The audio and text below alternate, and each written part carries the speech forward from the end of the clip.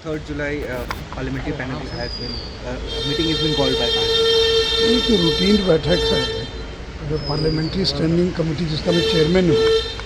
तो 3 जुलाई की जो बैठक है उसके अंदर जो लॉ कमीशन है और जो लेजिस्लेटिव डिपार्टमेंट है, लीगल अफेयर्स डिपार्टमेंट है, उनको आमंत्रित किया गया है ताकि जो कॉमन सिविल कोड पर जो 11th लॉ कमीशन की जो रिपोर्ट थी, जो कंसल्टेशन पेपर था, उसमें क्या है, उसके क्या हाइलाइट्स हैं, उसके बारे में ब्रीफ करने के लिए उन लोगों को बुलाया है।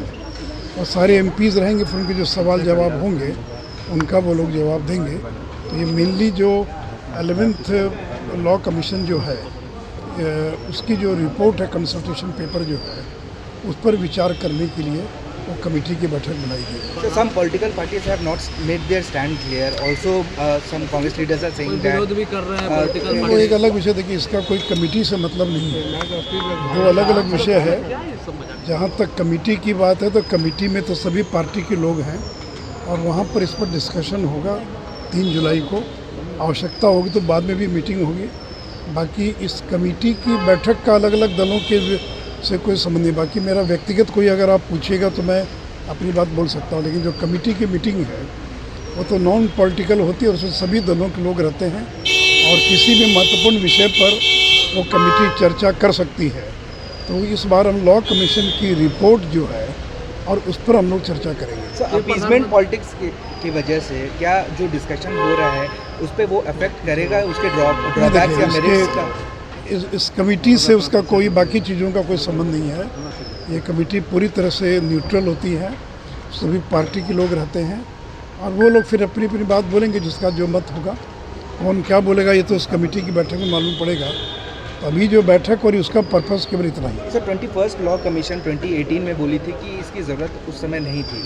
क्या अब इलेक्शन, जब जनरल इलेक्शन 2024 में होने वाला है, एक साल पहले, अब क्या देखिए मैं चेयरमैन के नाते इस पर कोई टिप्पणी नहीं करूँगा, क्योंकि ये जो कमेटी की मीटिंग्स होती है कॉन्फिडेंशियल होती है और इसलिए उसके बारे में मैं कोई अलग से बोल सकता हूँ, लेकिन एज ए कमेटी चेयरमैन मैं उस पर कोई टिप्पणी नहीं करूँगा। सर, नीतीश कुमार विधायकों के साथ बैठक कर रहे हैं, क्या लगता है अमित शाह से डर गए क्या? नहीं, डरे हुए हैं, इसीलिए वो एक विधायक को बुलाकर आज तक तो 13 साल में विधायकों को 2-2 महीना समय तक नहीं दिया उन्होंने।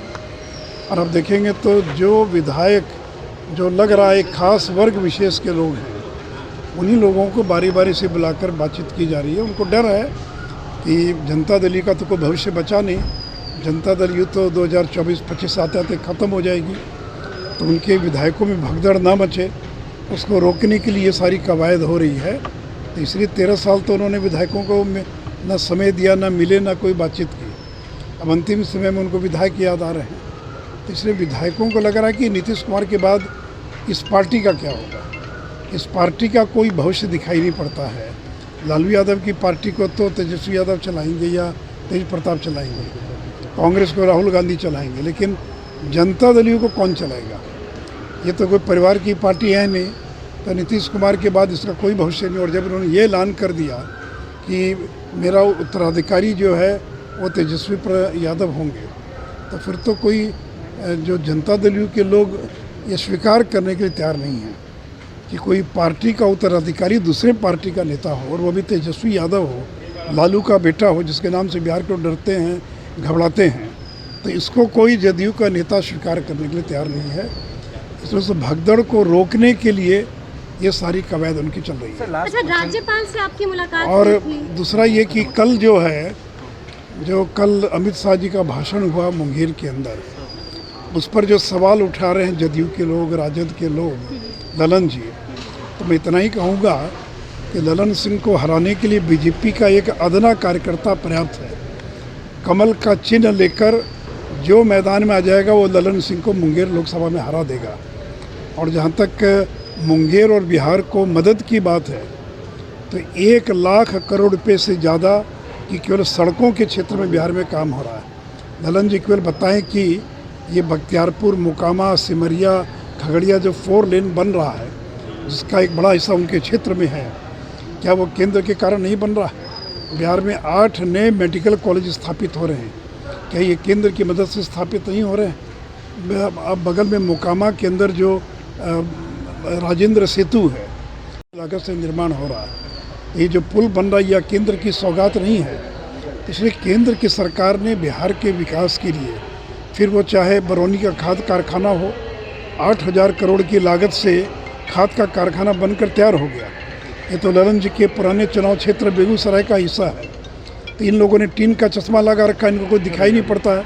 ये कहते हैं कि बिहार में कोई काम ही नहीं हो रहा, बिहार में कोई विकास ही नहीं हो रहा है। तो इतना काम हो रहा है बिहार के अंदर, तो भले ही ललन जी को दिखाई पड़े ना पड़े, लेकिन बिहार की जनता देख रही है कि बिहार में किस प्रकार विकास का काम हो रहा है। आपकी राज्यपाल से मुलाकात हुई थी, उससे पहले मुख्यमंत्री नीतीश कुमार भी मिले, तो कोई सियासी तूफान तो नहीं आ रहा है? लास्ट क्वेश्चन, रिलीजियस और जो कल्चरल डाइवर्सिटी है इंडिया का, क्या implementation will be implementation issue of UCC keeping in mind of religious and cultural diversity? ये तो देखिए संविधान में लिखा है, संविधान का जो सेक्शन 44 है उसी में लिखा है, और सुप्रीम कोर्ट के आधे दर्जन से ज़्यादा जजमेंट हैं शाहबानों के मामले में, सरला मुदगल के मामले में आधे दर्जन से ज़्यादा जजमेंट हैं। इसमें सुप्रीम कोर्ट ने कहा है कि कॉमन सिविल कोड लागू होना चाहिए, यूनिफॉर्म सिविल कोड लागू होना चाहिए। तो कल्चरल डाइवर्सिटी है तो उसके बावजूद भी तो क्रिमिनल लॉ एक है ना। हत्या के मामले में हिंदू, मुसलमान, ईसाई के लिए अलग अलग कानून नहीं है। तो वैसे ही अगर एक पुरुष की एक पत्नी होनी चाहिए, बहुपत्नी नहीं होनी चाहिए, इसमें कल्चरल डाइवर्सिटी का क्या संबंध है? अगर डाइवोर्स के बाद अगर तलाक हो जाता है और तलाक का कानून समान होना चाहिए, इसमें कहाँ कोई बाधा है?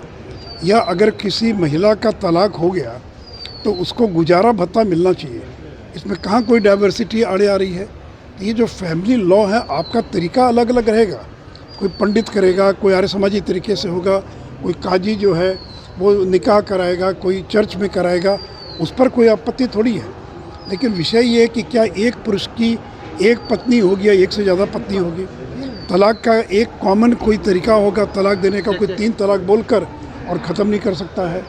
उसी प्रकार मेंटेनेंस के बारे में अगर एक तरह की व्यवस्था होगी कि मेंटेनेंस मिलना चाहिए कि नहीं मिलना चाहिए, एडॉप्शन के बारे में, और ख़ास करके लड़कियों के साथ जिसमें भेदभाव है, जैसे कई लॉ के अंदर लड़कियों को संपत्ति में अधिकार नहीं है, परिवार को एडॉप्शन का अधिकार नहीं है, तो सक्सेशन के मामले में, एडॉप्शन के मामले में, डाइवोर्स के मामले में, मैरिज के मामले में एक समान कानून बने, यही तो समान आचार संहिता है। लेकिन कुछ लोग जानबूझकर ये दुष्प्रचार करते हैं कि आपके जो व्यक्तिगत कानून को ख़त्म कर दिए जाएंगे।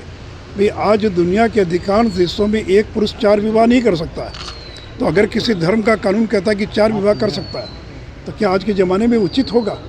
तो इसलिए डाइवर्सिटी का ध्यान में रखते हुए ही तो सुप्रीम कोर्ट ने आधे दर्जन मामलों में ये कहा कि कॉमन सिविल कोड बनना चाहिए, यूनिफॉर्म सिविल कोड बनना चाहिए।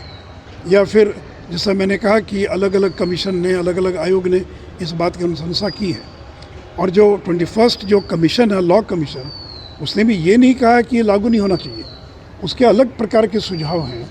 तो इसलिए इस पर मतभिन्नता हो सकती है लोगों के, लेकिन सुप्रीम कोर्ट के आधे दर्जन ऑर्डर हैं, स्टैंडिंग ऑर्डर है, 2023 का ऑर्डर है कि अब तक क्यों देर हो रही, क्यों नहीं, और यूनिफॉर्म सिविल कोड लागू होना चाहिए। तो हम तो जो संविधान में लिखा है उसी को लागू करने की दिशा में भारतीय जनता पार्टी आगे बढ़ने का प्रयास कर रही है। कितने मेंबर्स आएंगे सर मीटिंग में?